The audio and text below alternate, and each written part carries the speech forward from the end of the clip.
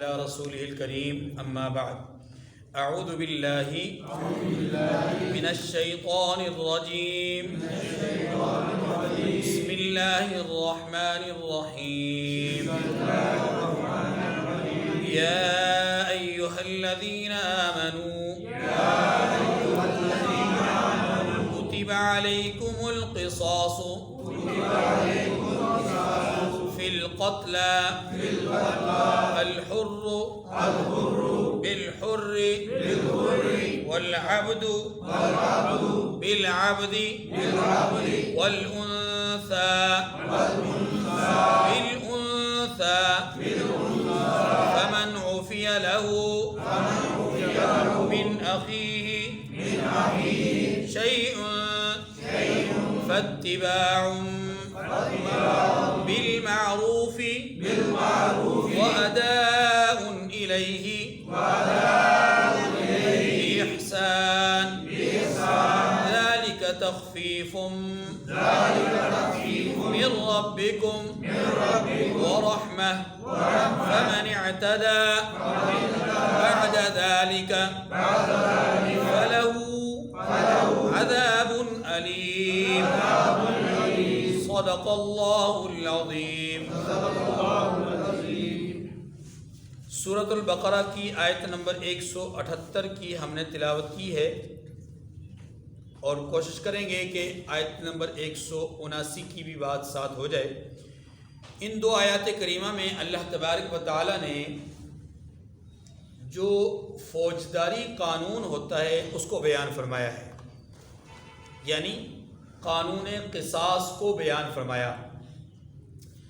قانون قصاص کو سمجھنے سے پہلے آپ تمہیداً یہ بات سمجھ لیجئے کہ اسلام وہ عظیم مذہب ہے کہ جس نے انسانی جان کے متعلق یہ بات سمجھائی کہ انسانی جان، مسلمانی جان نہیں، انسانی جان ایک محترم چیز ہے۔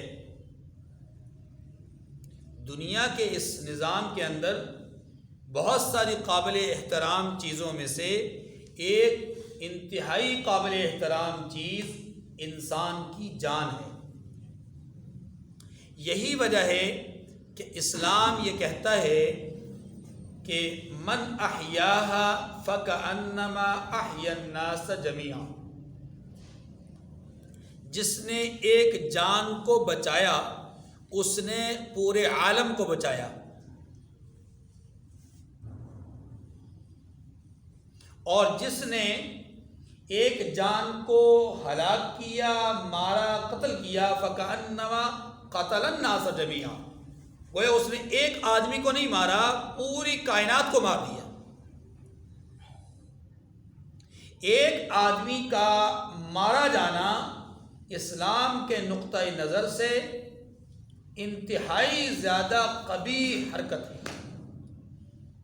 اور ایک آدمی کا مارا جانا پورے عالم کا مارا جانا ہے۔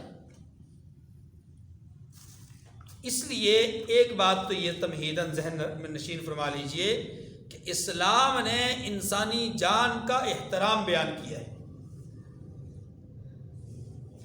بلکہ اگر میں یوں کہوں کہ انسان کی ذات کے حوالے سے، انسان کی جان کے حوالے سے جو محترم قانون اسلام نے پیش کیا ہے وہ کائنات کے کسی اور مذہب و ملت میں، کسی دین اور فرقے میں یہ قانون موجود نہیں ہے۔ اتنا احترام والا قانون جو اسلام میں ہے وہ کسی اور میں نہیں۔ ٹھیک ہے جی، یہ بات ذہن نشین فرما لینے کے بعد اب یہ ذہن نشین فرما لیجئے کہ مسلمان ملک کے اندر اگر کوئی کافر رہتا ہو اور وہ اپنا ٹیکس اور جزیہ ادا کرتا ہو تو اس کافر کو ذمہ کہتے ہیں۔ کیا کہتے ہیں؟ اسلامی اصطلاح میں اس کو ذمہ کہا جاتا ہے، جو اپنا ٹیکس دے کر کے، جزیہ دے کر کے مسلمانوں کے ملک میں رہتا ہو۔ اسلام یہ بتلاتا ہے کہ اس ذمہ آدمی کی جان، اس کا مال، اس کی عزت، اس کی آبرو، ہر ایک کی حفاظت اور ذمہ داری اب اس مسلم ملک اور مسلمانوں پر نافذ ہو چکی. جیسا ایک مسلمان کی جان مال عزت آبرو کی حفاظت دوسرے مسلمان پر لازم ہے، اسی طریقے سے اس ذمہ کی جان مال عزت آبرو کی حفاظت بھی ضروری ہے. یہ دوسری بات. تیسری بات، اسلام نے یہ بتلایا ہے کہ چونکہ انسانی جان بڑی محترم ہے، اگر کوئی انسان غلطی کرتا ہے اور کسی انسانی جان کو ہلاک کر دیتا ہے تو اسلام یہ کہتا ہے کہ اب اس آدمی کو جس نے جان تلف کی ہے، جس نے قتل کیا ہے، اس آدمی کو قصاصاً قتل کے بدلے میں قتل کر دیا جائے. قتل کے بدلے میں کیا کر دیا جائے؟ قتل کر دیا جائے. یہ اسلام کا قانون ہے. اس کو قصاص کہتے ہیں. اس کو کیا کہتے ہیں؟ قصاص، یعنی خون کا بدلہ خون. خون کا بدلہ. یہ تیسری بات ہو گئی. چوتھی بات، قانون قصاص پچھلی امتوں میں بھی تھا. قانون قصاص پچھلی امتوں میں بھی تھا، اس امت میں بھی ہے. لیکن ایک تھوڑی سی ترمیم اللہ تبارک و تعالیٰ نے یہ فرمائی ہے کہ پچھلی امتوں میں صرف قانون قصاص تھا. صرف کیا مطلب؟ کہ اگر کسی آدمی نے کسی کو قتل کر دیا تو اس کے بدلہ صرف اور صرف خون بہا تھا. یعنی خون کا بہانا ہی اس کا بدلہ تھا اور کوئی صورت نہیں تھی. یہی وجہ ہے کہ ماضی میں پچھلی امتوں میں جو قتل ہوتے تھے ان کا کوئی متبادل نہیں ہوتا تھا اور قاتل کا معلوم نہیں ہو پاتا تھا اور قاتل تلاش کیا جا سکتا تھا یا قاتل پر جو ہے وہ گواہیاں نہیں ملتی تھی.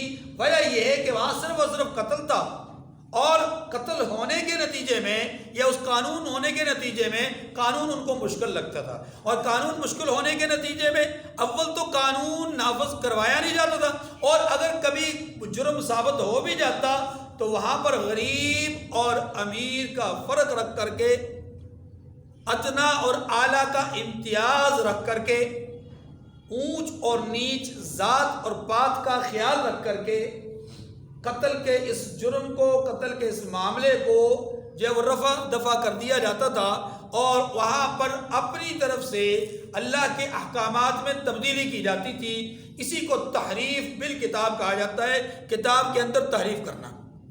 تو پچھلی امتوں کی تباہی اور بربادی کی وجوہات میں سے ایک وجہ یہ بھی ہے کہ انہوں نے اللہ کے احکامات میں رد و بدل کیا، تحریف کی، اور وہ اونچ نیچ، ذات پات اور ان چیزوں کی وجہ سے، ان معاملات کی وجہ سے انہیں ایسا کرنا پڑا.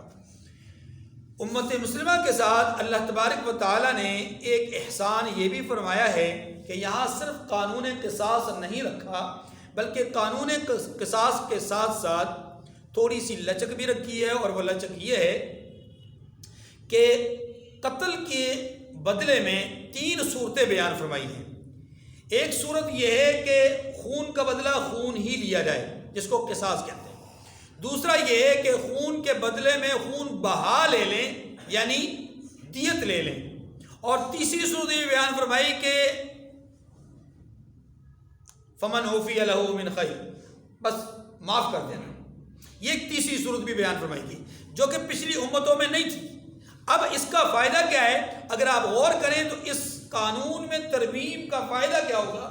وہ یہ ہوگا کہ لوگ حتی الامکان قاتل کا نام پتہ نہیں چھپائیں گے، کیونکہ یہاں گنجائش موجود ہے دیت کی، اور اس سے بھی اگلے قدم پر گنجائش موجود ہے معافی کی.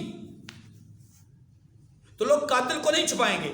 جب قاتل کو نہیں چھپائیں گے تو تحریف بالکتاب کی کوشش بھی نہیں ہوگی، جو کہ ہو نہیں سکتی لیکن ہوگی نہیں، بات سمجھ آگے کی نہیں. تو اس لیے یہ ساری صورتیں اللہ تعالیٰ کی طرف سے ایک نعمت ہیں. تو اب آپ یہ ذہن میں نشین فرما لیجئے کہ قانون قصاص جو اسلام نے بیان کیا ہے اس میں پہلی صورت قصاص ہی ہے، دوسری صورت دیت ہے، اور تیسری صورت معافی ہے. اس تفصیل کو جاننے کے لیے آپ کو ایک اور طرف لے جانا چاہتا ہوں تاکہ مزید بات کھل جائے، واضح ہو جائے. اور وہ بات یہ ہے کہ قتل کی تقریباً جو مشہور صورتیں ہیں، بڑی صورتیں ہیں، وہ 3 ہیں، یعنی 3 طرح سے قتل ہوتے ہیں۔ نمبر 1، ایک آدمی نے بندوق، رائفل، کوئی تیر، تلوار، کوئی نیزہ، کوئی چھری، کوئی چاقو، کوئی کلہاڑی، کوئی ایسی چیز جس سے عام طور پہ قتل کیا جاتا ہے، ذبح کیا جاتا ہے، جان لی جاتی ہے، ایسی کوئی چیز ہاتھ میں پکڑی اور ایک آدمی کو اس نے ارادتاً اس کو مارا، اور مارنا وہ چاہتا بھی تھا، وہی چیز اس کو مارنا چاہتا تھا، اس کو کہتے ہیں قتل کا ارادہ بھی ہے، قتل کا ارادہ بھی ہے، اور ہاتھ میں قتل کا آلہ بھی ہے۔ 2 چیزیں موجود ہو گئی نا، قتل کا آلہ بھی ہاتھ میں موجود ہے اور قتل کا ارادہ بھی ہے۔ اب اگر قتل ہو جاتا ہے اس کے ہاتھ سے اور یہ قتل کر لیتا ہے، اس کو کہتے ہیں جان بوجھ کر قتل کرنا، جان بوجھ کر، اس کو اصطلاح شرع میں قتل عمد کہتے ہیں، یعنی جان بوجھ کر مارنا، ایک صورت۔ دوسری صورت، ہاتھ میں آلہ قتل موجود ہے، ہاتھ میں آلہ قتل موجود ہے، لیکن مارنا وہ اس کو نہیں چاہتا جو مر گیا، مارنا وہ چاہتا تھا کسی اور چیز کو۔ مثلا ایک جگہ پہ بیٹھا تھا اور سامنے اس کو پہاڑی پر یا اونچی جگہ پر اس کو ایسا محسوس ہوا جیسے کہ کوئی بڑا جانور ہے اور وہ اسے شوٹ کرنا چاہتا تھا، شکار کرنا چاہتا تھا، اور اس جانور کو مارنے کے ساتھ، یعنی اس نے فائر کیا اس پر، اور وہ خطاً اس جانور کے بجائے پڑوس میں یا قریب ہی اس کے چرواہے کو لگ گیا۔ وہ فائر کس کو لگ گیا؟ ساتھ موجود انسان کو لگ گیا جو کہ قریب تھا، اور اس کی نظر اس پر نہیں پڑ سکی، اور مارنا بھی اس کو نہیں چاہتا تھا، لیکن مارا کس سے؟ اسی چیز سے جس سے عام طور پہ قتل کیا جاتا ہے۔ اب آلہ قتل موجود ہے لیکن قتل کا ارادہ نہیں، اس کو کہتے ہیں قتل خطا، قتل خطا، یعنی یہ غلطی سے قتل ہو گیا ہے، غلطی سے۔ اچھا، ایک تیسری صورت ہے، اور وہ صورت یہ ہے کہ جس کو مارنا چاہتا ہے مارا اسی کو، لیکن مارا ایسی چیز سے جس سے عام طور پہ مرتا نہیں ہے۔ مثلا ڈنڈا لیا، ڈنڈا لے کے مارنا شروع کر دیا اور اس سے کوئی آدمی مر گیا، اس کو مارنا اسی کو چاہتا تھا، ڈنڈا اسی کو مارنا چاہتا تھا اور اسی کو مارا، ایک دفعہ نہیں، 4 5 10 20 50 ڈنڈے اس کو مار دیے اور اتنی ضربیں لگائیں کہ وہ مر گیا، ہلاک ہو گیا۔ اب آلہ قتل موجود نہیں، آلہ قتل سے مراد یہ جو ہماری عدالتوں میں آلہ قتل ہوتا ہے یہی ہوتا ہے، ڈنڈا بھی آلہ قتل سمجھا جاتا ہے، لیکن شرعاً یہ آلہ قتل نہیں ہے۔ شرعاً آلہ قتل سے مراد وہ چیز جس سے قتل کیا جاتا ہے، ڈنڈے سے قتل نہیں کیا جاتا، پتھر سے قتل نہیں کیا جاتا، کوئی لکڑی اٹھا کر مار دینے سے قتل نہیں کیا جاتا، بات سمجھ آ رہی نہیں آئی؟ تو ایسی چیز جس سے عام طور پہ قتل نہیں کیا جاتا اور اس نے کسی کو قتل کر دیا اور جس کو مارنا چاہ رہا تھا مارا اسی کو۔ اب یہاں پر ارادہ قتل تو موجود ہے، ارادہ قتل تو موجود ہے کہ مارنا اسی کو چاہتا ہے، لیکن آلہ قتل موجود نہیں، تو اس کو کہتے ہیں کہ یہ جو جان بوجھ کے قتل کرنا ہے نا، اسی جیسا قتل ہے، وہ نہیں، جان بوجھ کے قتل تو نہیں، لیکن جان بوجھ کے قتل کرنے جیسا ہے، کیونکہ اس نے اس کو مارنا چاہتا، مارنا بھی تو اسی کو چاہتا تھا، مار دیا، ڈنڈے سے مار دیا، پتھر سے مار دیا، کسی مطلب ایسی سریے وغیرہ سے مار دیا جس سے عام طور پہ مرتا نہیں ہے، لوگ مرتے نہیں ہیں انسان، لیکن مار دیا اس نے۔ اب یہ جو 3 صورتیں ہیں وہ قتل جو جان بوجھ کے قتل ہو، نمبر یہ آخری والی کو دوسرے نمبر پہ لے لیں کہ جو جان بوجھ کے قتل کرنے جیسا ہو، اور نمبر 3 خطاً قتل ہو۔ ان تینوں میں فرق ہے، یعنی حکم میں فرق ہے۔ حکم میں فرق کیا ہے؟ توجہ، حکم میں فرق یہ ہے کہ پہلا جو حکم ہے، پہلا جو مسئلہ ہے جس کو قتل عمد کہتے ہیں، جان بوجھ کے کسی کو گولی سے مار دینا اور مارنا بھی اسی کو چاہتا ہو، قصاص کا جو حکم ہے وہ صرف اسی صورت میں ہے، خون کا بدلہ خون صرف اسی صورت میں ہوگا، دوسری اور تیسری صورت میں قصاص کا بدلہ، قصاص کا حکم نہیں ہوگا۔ اب جو دوسری صورت ہے جس کو میں نے عرض کیا کہ آلہ قتل نہیں لیکن قتل کا ارادہ ہے، شبہ قتل جس کو کہتے ہیں، جان بوجھ کے قتل کرنے جیسا، اس میں دیت ہے، اور دیت اسی آدمی پر ہے، کس پر ہے؟ قتل کرنے والے پر ہی دیت ہے، یعنی یہی دیت دے گا۔ اور تیسری صورت کیا ہے؟ تیسری صورت یہ ہے کہ غلطی سے قتل ہو گیا، قتل کرنا ہی نہیں چاہ رہا تھا، مارنا ہی نہیں چاہ رہا تھا، وہ تو شکار کرنا چاہ رہا تھا، غلطی سے اس کو لگ گیا۔ یا یوں سمجھ لیجیے کہ بندوق کی ٹریننگ لینا چاہ رہا تھا اور کسی کو گولی لگ گئی، وغیرہ وغیرہ۔ اب ان صورتوں میں چونکہ یہ خطان قتل ہے، گاڑی چلا رہا تھا، آئیے تھوڑا سا اس دوسری طرف سے اس طرف آ جائے، روڈ پہ آ جائے، گاڑی چلا رہا تھا اور گاڑی چلاتے ہوئے اپنے انداز میں اس کا کوئی ارادہ نہیں کسی کو مارنے کا، کچھ بھی نہیں، چلتے چلتے اچانک اس کا خیال ادھر سے ادھر ہوا، کسی کے ساتھ اس کی گاڑی ٹکر گئی، یعنی اس نے کسی گاڑی کو مار دیا، یا کسی فٹ پاتھ پہ کھڑے ہوئے آدمی کو مار دیا، کسی دکان میں اس نے گاڑی کو گھسیٹ دیا، ہاں جی، کوئی ایسی صورت پیش آ گئی کہ جس سے کوئی آدمی اس کی گاڑی سے مر گیا خدا نخواستہ، تو یہ قتل خطا ہے، قتل خطا ہے۔ لیکن اگر جان بوجھ کے سامنے ٹریفک وارڈن کھڑا ہے، اشارہ تو آپ سمجھ گئے ہوں گے، ٹریفک وارڈن سامنے کھڑا ہے، چوک میں کھڑا ہے، اور یہ جان بوجھ کے سپیڈ لگا کر کے ذرہ برابر گاڑی کو ادھر سے ادھر نہیں موڑتا، بلکہ اس ٹریفک وارڈن کے اوپر جا کر گاڑی چڑھا دیتا ہے، تو یہ قتل خطا نہیں ہے، یہ قتل خطا، دونوں میں فرق ہے۔ یہاں اس نے مارنا چاہا اور مار دیا، یہ قتل عمد ہے، یہ قتل، اور بات ہے کہ کسی کو نظر نہ آئے، لیکن بہرحال دیکھنے والوں کی آنکھوں نے دیکھا ہے کہ ایسا ہی ہوا ہے۔ بات میں آگے کہ نہیں آئی؟ تو یہ جو تین صورتیں ہیں، ان میں سے جو پہلی صورت ہے قتل عمد، اس میں قصاص ہوتا ہے، باقی دو صورتوں میں دیت ہے یا پھر معافی ہے، دیت ہے یا پہلی صورت جو ہے اس میں تین صورتیں ہیں، پہلا قصاص، قصاص نہیں تو دیت، دیت نہیں تو پھر معافی، لیکن قصاص کا تعلق صرف پہلی صورت کے ساتھ ہے، جان بوجھ کے قتل کرنے جیسا جس کو شبہ عمد کہتے ہیں، یا غلطی سے قتل ہونا جس کو قتل خطا کہتے ہیں، اس میں قصاص نہیں ہے۔ جب اتنی بات آپ کو سمجھ میں آ گئی تو اب قصاص کے حوالے سے اور دیت کے حوالے سے یہ بات بھی سمجھ لیجئے کہ قصاص تو کہتے ہیں جان کے بدلے میں جان لینا، یہ تو بڑی آسان سی بات ہے، جس نے قتل کیا اس کی جان لے لی جائے، لیکن یہ جان لینے کا حق کس کے پاس ہے، اس کے بارے میں سمجھنا ضروری ہے۔ یہ جان لینے کا حق کسی اور کے پاس نہیں، یہ قاضی وقت کے پاس ہے، عدالت عظمیٰ کا، عدالت کا کام ہے کہ وہ جان کے بدلے میں جان لے، یعنی فیصلہ وہ کرے گا، یعنی عدالت کرے گی فیصلہ کہ جان کے بدلے میں جان ہو، لیکن یہ بات بھی ذہن نشین فرما لیں کہ عدالت کو معاف کرنے کا حق نہیں، عدالت کو معاف کرنے کا حق، قانون دنیا میں کوئی ایسا ہے ہی نہیں کہ ورثاء کے علاوہ کوئی دوسرا آدمی قاتل کو معاف کر دے۔ یہ ہمارا جو قانون ہے، جو ہمارے ملک کے اندر قانون چل رہا ہے کہ صدر محترم سے اپیل کر دی، صدر نے معاف کر دیا، اس کی شرعاً کوئی اجازت اور قانون اس کی کوئی حیثیت نہیں ہے، یہ شرعاً ناروا عمل ہے، غلط عمل ہے، اور اسلام کے قانون کی دجیاں بکھیرنے کے مترادف ہے، یہ اسلام کے قانون کے خلاف ہے۔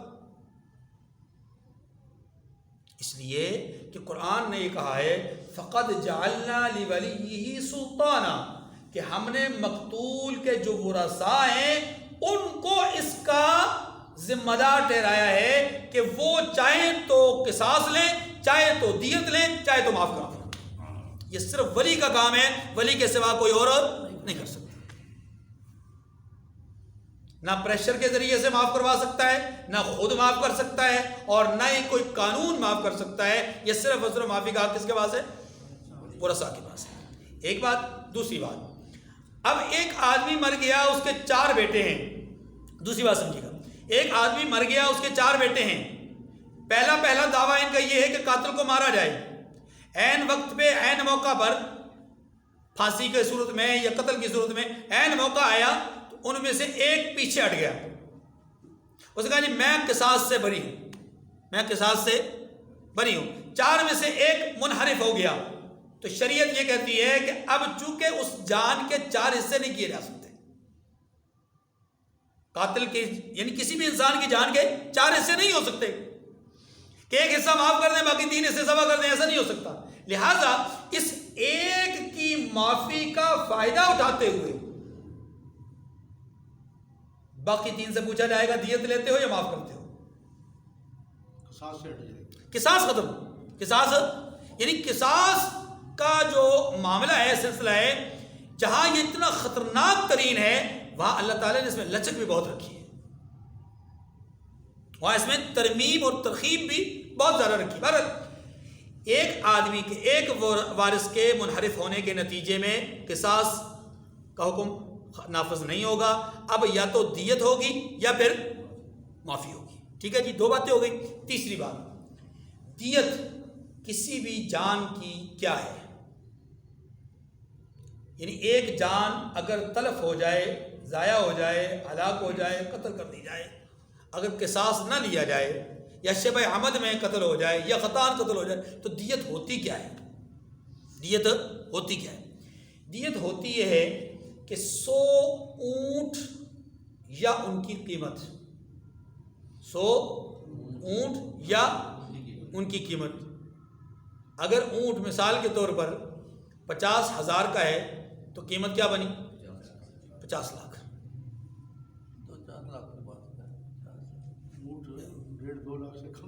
میں ایک مثال دی ہے کہ اگر اونٹ 50,000 کا ہو تو قیمت کیا بنی؟ 50 لاکھ. اور جیسے صوبیدار صاحب فرما رہے ہیں کہ اگر یہ اونٹ 4 لاکھ کا ہو تو قیمت کیا بنی؟ 4 کروڑ. بات سمجھ آ رہی کہ نہیں آ رہی؟ یہ ہے دیت. یہ کیا ہے؟ اب دیت 2 الگ الگ ہیں.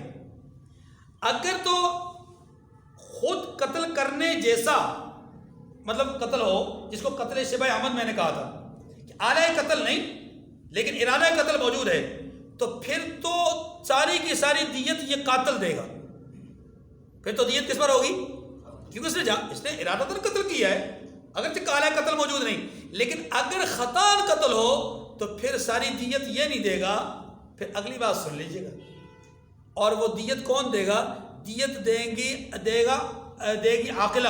عاقلہ کہتے ہیں ان لوگوں کو جو اس کے قریب ترین رشتہ دار ہیں، اس کی برادری ہے، اس کی فیملی ہے، یہ سارے مل کر دیں گے. کیوں؟ اب آپ کے ذہن میں سوال پیدا ہوگا کہ جناب یہ کیا زیادتی ہے، مارے وہ ہاں جی بھگتے ہیں باقی، یہ کیا بات ہوئی؟ تو جواب اس کا یہ ہے کہ یہ غلط تربیت کا نتیجہ ہے. غلط تربیت کا نتیجہ ہے. ہاں، پہلی صورت میں انتہائی غلط مطلب معاملہ تھا تو وہ اس نے خود بھگتنا تھا. دوسری صورت میں تھوڑا سا کم تھا تو اس نے جان کی صورت میں نہیں مال کی صورت میں بھگتنا تھا. تیسری صورت یہ ہے کہ یہاں بھی تربیت کی ضرورت تھی کہ ڈرائیونگ استاد کو چاہیے تھا کہ اچھے طریقے سے جو ہے وہ ڈرائیونگ سکھاتے، سارے قوانین سکھاتے. ایسے ہی جو ہے وہ رشتہ داروں کا کام تھا کہ وہ اچھی طریقے سے تربیت کرتے کہ جناب آپ جو ہر جگہ بندوق اٹھا کر کے شکار کرتے پھرتے ہو کہیں کسی کی جان نہ طلب ہو جائے. تربیت کرنی چاہیے تھی. ہر جگہ جو ہے وہ آبادی اور آبادی سے متصل قریب ترین علاقوں میں فائر کرنے کا جو ہے وہ کرتا تھا. لوگ خوش ہوتے تھے، اس کی برادری خوش ہوتی تھی، اس کی فیملی خوش ہوتی تھی. یہ سارے معاملات تھے نا. تو اب جب اس کے ہاتھ سے قتل ہو گیا تو شریعت یہ کہتی ہے سب کو سزا دو تاکہ آئندہ کوئی کسی کو اس طرح کی حرکت کرنے کے نوبت نہ آئے یا اس طرح کی کوئی حرکت نہ کرے اور سب ہی ایک دوسرے کو سمجھانے پر آمادہ ہو جائے. اسے کہتے ہیں الا کلکم راعٍ وکلکم مسئول عن رعیتہ. تم میں سے ہر ایک ذمہ دار ہے. اب ذمہ داری کا پتہ چلا، یہ ہے ذمہ داری. بات میں آگے کہ نہیں؟ یہ ہے ذمہ داری کہ آپ نے ماتحت لوگوں کو، اپنے ساتھیوں کو، اپنے رشتہ دار کو، اپنی برادری کو سمجھانا کہ بھائی کوئی غلطی مت کرنا، کوئی غلطی. تو ہر ایک محتاط ہو جائے گا، ہر ایک کیا ہو جائے گا؟ محتاط ہو جائے گا. اس احتیاط کے نتیجے میں اس طرح کے واقعات رونما نہیں ہوں گے. ایک دوسرا فائدہ اس کا یہ ہے کہ چونکہ بہرحال دیکھا جائے تو اس سے چونکہ غلطی ہوئی ہے، کیا ہوئی ہے؟ اس سے غلطی ہوئی ہے. تو اب اس کی غلطی کا ایسا صلہ تو نہ دیا جائے کہ اس کے اوپر 100 اونٹ ڈال دیے جائیں.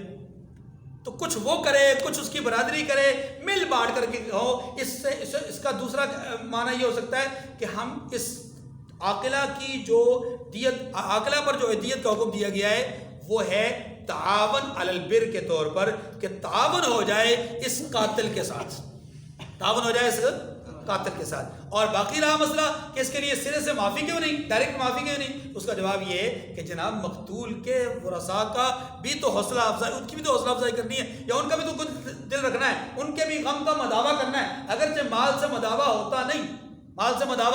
ہوتا نہیں, لیکن کچھ نہ کچھ تو کام آتا ہی ہے نا. 100 اونٹ اگر کسی کو مل جاتے ہیں تو اس کا کچھ نہ, اس کا نہیں, اس کے بچوں کا, ان ورثاء کا کچھ نہ کچھ تو بنے گا. چلے اور کچھ نہیں تو ان کی جائز ضروریات, ظاہری ضروریات کچھ نہ کچھ پوری ہو جائے گی, ہاں جی, تو ان کا کچھ غم ہلکا ہو جائے گا. بس گھر پہ بہت سارے بوجھ بھی ہوں, بہت سارے پریشانیاں بھی ہوں, اور اوپر سے کمانے والا وہ واحد کفیل آدمی وہ قتل ہو جائے, معاملہ تو خراب ہو جائے گا. ساری زندگی بیچارے اس اپنے مقام پر پہنچ نہیں سکتے. اس لیے یہ ساری صورتیں ہیں دیت علی العاقلہ, یعنی عاقلہ پر جو رشتہ دار اور قریب ترین لوگ ہیں ان پر دیت نافذ کرنے کی وجوہات یہ ہیں. نمبر 1 تربیت کا فقدان, نمبر 2 تعاون علی البر کے طور پر, اور نمبر 3 معافی نہ ہونے کی وجہ, سرے سے معاف نہ کرنے کی وجہ وہ مقتول کے ورثاء کے ساتھ کچھ نہ کچھ تعاون کا سبب. ٹھیک ہے جی, یہ ساری بات. اب دیکھیں فرمایا یا ایھا الذین آمنوا کتب علیکم القصاص فی القتل, مومنو تمہیں مقتولوں کے بارے میں قصاص یعنی خون کے بدلے خون کا حکم دیا جاتا ہے. خون کے بدلے میں عرب کے اندر یعنی دور جاہلیت میں جو دستور تھا اس کو ایک لمحے کے لیے ذہن میں رکھ لیں, آپ کو بات سمجھنا آسان ہو جائے گی. اور دور جاہلیت میں دستور یہ تھا کہ اگر غلام, اچھا نہیں, اونچ اور نیچ ذات پات کا بڑا فرق تھا. نچلی سطح کے کم تر درجے کی جو برادریاں تھیں اور برتر درجے کی جو برادریاں تھیں ان میں تفاوت تھا, امتیاز تھا, فرق تھا. اور اسی فرق کے نتیجے میں کرتے کیا تھے کہ اگر نچلی سطح کی برادری کے کسی آدمی نے, کسی آزاد آدمی نے اوپر بالائی سطح کے برادری کے کسی غلام کو قتل کر دیا, ادھر کے آزاد نے ادھر کے غلام کو قتل کر دیا, تو کرتے کیا تھے کہ دور جاہلیت میں اس آزاد کو قتل کر دیا جاتا تھا. لیکن اگر اس کا برعکس ہوتا, اس کا کیا مطلب کہ ادھر کا غلام ادھر کے آزاد کو قتل کرتا تو اس غلام کو قتل نہیں کیا جاتا. ایسے ہی ادھر سے اگر کسی آدمی نے, کسی مطلب عورت نے یا کسی عورت نے ادھر کی کسی عورت کو قتل کر دیا تو بدلے میں ادھر کی عورت کے بجائے مرد کو قتل کرتے تھے. یعنی قاتل تو عورت تھی لیکن اس کے بجائے کس کو قتل کرتے تھے, مرد کو, کہ جی ہماری عورت ان کے مرد کے برابر ہے, ہمارا غلام ان کے آزاد کے برابر ہے, اور ہمارا ایک آزاد ان کے 2 آزادوں کے برابر ہے. ان کا ایک آزاد مارا جاتا تو ان کے 2 آزاد مارے جاتے تھے. مارنے والا چاہے کوئی بھی ہو, عورت ہو, غلام ہو, بدلے میں کس کو مارا جاتا تھا, 2 آزادوں کو مارا جاتا. تو اس کو کہتے ہیں امتیازات, نسلی امتیازات, برادریزم, تعصب. اسلام نے اس ساری ذات پات, اونچ نیچ, رنگ نسل, ہر ایک چیز کو مٹا کر کے واضح طور پہ فرمایا الحر بالحر والعبد بالعبد والانثى بالانثى. بس سمجھ گئی کیا ہے, فرمایا آزاد کے بدلے میں آزاد, غلام کے بدلے میں غلام. یہ نہیں کہ غلام کے بدلے میں آزاد اور ایک آزاد کے بدلے میں 2 آزاد, نہیں, ایک آزاد کے بدلے میں ایک آزاد, ایک غلام کے بدلے میں ایک غلام, والانثى بالانثى, عورت کے بدلے میں عورت. ٹھیک ہے. فمن عفی له من اخیہ شیء فاتباع بالمعروف واداء الیہ باحسان. یہ قصاص معاف کرنے کی بات ہو رہی ہے, مطلقاً معافی کی بات نہیں ہو رہی. فرمایا جس نے قصاص کو معاف کر دیا من اخیہ, اپنے بھائی میں سے, یعنی ظاہر ہے ایک برادری ہے, ایک قوم ہے, ایک رنگ ہے, ایک نسل ہے, ایک خاندان ہے, ایک قبیلہ ہے, ہاں وہاں قتل ہو جاتا ہے. یا ایک سوسائٹی ہے, مسلم سوسائٹی ہے, اس میں قتل ہو جاتا ہے ایک مسلمان کے ہاتھ سے دوسرا مسلمان. یا ایک ملک ہے, ایک ملک کے واسیوں میں سے ایک سے دوسرا آدمی قتل ہو جاتا ہے. تو یہ سارے کے سارے بھائی ہوتے ہیں, یا وطنی بھائی ہوتے ہیں, یا مذہبی بھائی ہوتے ہیں, یا برادری کے طور پہ بھائی ہوتے ہیں. بات سمجھ گئی نہیں, مختلف بھائی بندی کی مختلف صورتیں. تو فرمایا کہ جس نے اپنے بھائی کو معاف کر دیا, وطنی بھائی ہو یا برادری کا بھائی ہو یا اپنی قوم کا بھائی ہو, فرمایا فاتباع بالمعروف، پھر اس کو چاہیے کہ پھر وہ کیا کرے، اپنے اس بھائی کا پیچھا کرے معروف طریقے سے، فاتباع بالمعروف، پسندیدہ طریقے سے اس کا پیچھا کرے، اس کی پیروی کرے، واداء الیہ بإحسان، اور اس بھائی کا کام بھی یہ کہ وہ خوش خوئی سے، خوش اسلوبی کے ساتھ ادائیگی کا اہتمام کرے۔ اس کو ذرا سمجھیے گا، دیکھیے اصل تو تھا قصاص، لیکن اگر کسی بھائی نے قصاص معاف کر دیا اور دیت پہ بات کر لی کہ چلیں دیت دے دیں، ہم نہیں خون لیتے، ان کا بدلہ خون نہیں لیتے، ٹھیک ہے، ایسی صورت میں شریعت یہ کہتی ہے، اب شریعت ترغیب دے رہی ہے، اب شریعت ایک تعمیل کے لیے، عمل کے لیے ایک صورت بیان کر رہی ہے، اور وہ عمل کی صورت یہ ہے، فرمایا دیکھو جب طے ہو گیا کہ دیت دینی ہے تو دیت کتنی ہے؟ 100 اونٹ، اور اس کے لیے یہ ضروری نہیں ہے کہ آج ہی 100 اونٹ دیے جائیں، مطلب اس کی اپنی مالی وسعت اور گنجائش کے مطابق دیکھا جائے گا کہ وہ 1 مہینے میں ادا کر سکتا ہے، 15 دن میں ادا کر سکتا ہے، 2 مہینے میں، یعنی بہت زیادہ لمبا ٹائم تو نہیں دیا جائے گا، عدالت نہیں دے گی، لیکن تھوڑا جو ٹائم دیا، اب جتنا ٹائم دیا مقتول کے ورثاء کو یہ کہا گیا ہے کہ فاتباع بالمعروف، پھر پسندیدہ طریقے سے ان سے پوچھ گچھ کرتے رہنا اور ان سے مطلب مانگتے رہنا، مقصد یہ کہ مناسب طریقہ ہو، یہ نہ ہو کہ آج فیصلہ ہوا کہ جی آپ نے 100 اونٹ دینے ہیں، کل آپ بندوق لے کے اس کے دروازے پہ کھڑے ہو جاؤ، 100 اونٹ نکالو بھائی، یہ معروف طریقہ نہیں ہے۔ عدالت نے طے کر دیا کہ 3 مہینے کے اندر آپ کو 25 کی قسط سے 4 قسطوں میں دے دیں گے، یہ اتنی رقم، آپ اسی مناسب طریقے سے جو عدالت نے طے کیا ہے، جس تاریخ تک جو قسط طے کی ہے اس تاریخ تک انتظار کیجئے، جب وہ تاریخ مکمل ہو جائے آپ اس تاریخ کو ان سے جا کر کے مطالبہ کر لیجئے کہ جناب آپ کے ذمہ یہ قسط ہے، اس کی ادائیگی کا اہتمام کر لیں، اور اگر پھر بھی نہ کریں فاتباع بالمعروف کا ایک دوسرا معنی بھی ہے، اور وہ یہ ہے کہ جس عدالت نے فیصلہ کیا ہے پھر اس عدالت سے رجوع کیا جائے کہ جناب ہماری قسط کی ادائیگی کا اہتمام نہیں ہو رہا، بس ہماری فاتباع بالمعروف کے یہ دونوں معنی آپ کے سمجھ میں آ گئے۔ واداء الیہ بإحسان کا معنی سمجھے، اور اس کا معنی یہ ہے کہ جس قاتل کو دیت دینے کا کہا گیا ہے، اب اس کا کام بھی یہ ہے کہ جو عدالت نے فیصلہ کیا ہے اس کی پاسداری کرتے ہوئے جو وقت متعین کیا ہے اس وقت کے اندر ادائیگی کا اہتمام کرے، یہی اس کے لیے بہتر ہے، خوش خوئی کے ساتھ، خوش اسلوبی کے ساتھ ادائیگی کا اہتمام کرے۔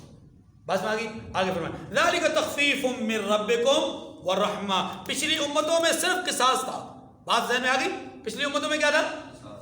فرمایا ذالک تخفیف من ربکم ورحمہ، فرمایا یہ پروردگار کی طرف سے تمہارے لیے آسانی ہے اور مہربانی ہے، آسانی بھی ہے اور ورنہ پچھلی امتوں کا طرح معاملہ ہوتا تو معاملہ بہت خراب ہو جاتا۔